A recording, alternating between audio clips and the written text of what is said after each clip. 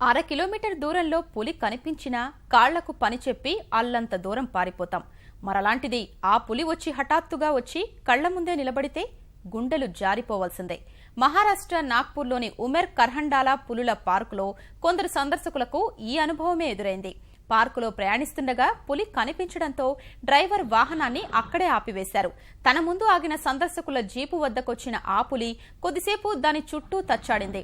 దాదాపు 5 నిమిషాల పాటు ఆ పులి అక్కడే తిరగడంతో సందర్శకులంతా అది ఏం చేస్తుందో అని ప్రాణాలు అరచేతిలో పెట్టుకున్నారు. అయితే అది ఎవరికీ ఏ హాని చేయకుండా వెళ్లిపోవడంతో అంతా ఊపిరి పీల్చుకున్నారు.